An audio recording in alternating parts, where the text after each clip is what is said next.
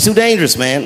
You know, all last year, I was touring with arguably one of the greatest, if not the greatest living comedian, Chris Rock. Me and him toured all year last year. And right before that tour started, Chris was involved in what we blacks might even consider a goddamn 9/11. Chris got slapped in the face at the Oscars by Will Smith, which was one of the craziest things I'd ever seen. In fact, if you watch it live on television like I did, when it happened, I thought it was fake.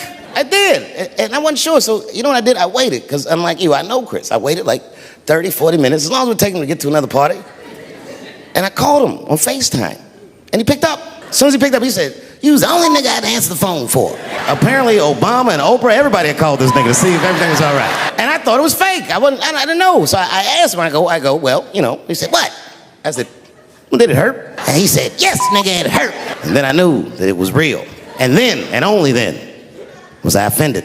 And I wasn't just offended that he got slapped. That was only half of it. The real offensive part was that after they slapped him, this nigga Will just sat down and enjoyed the rest of his evening. It was crazy. It was, the fuck is this? And then all year, we was touring, and I couldn't wait to see what he was going to say in his special about this slap. And I toured him all year, but the night he taped his special, Chris was one of these guys that's crafty. You never know what he's going to say until he really says it. So I went to see him tape his special. He taped it right up the street in Baltimore. Now, you guys are from D.C., so you know about Baltimore. We all know that through the years, D.C. has been through some very, very tough times. Sadly, Baltimore is still in a very tough time.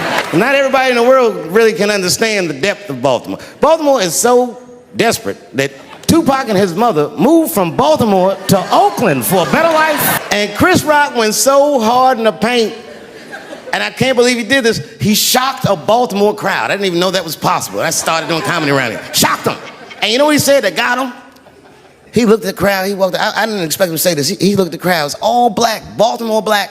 Even if you rich and black in Baltimore, you know them niggas is traumatized about something. And Chris shocked him, and this is what he said. He went to that crowd. He said, "I refuse to be a victim." And the crowd said, and I was backstage looking like, nigga, watch the tape. I know it's fucked up, but I tell you the truth. You know, everything's funny.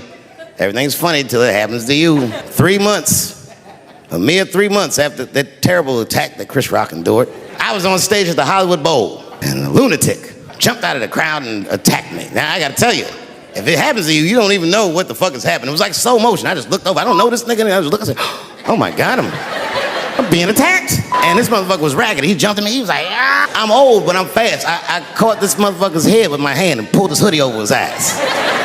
I can still feel his head.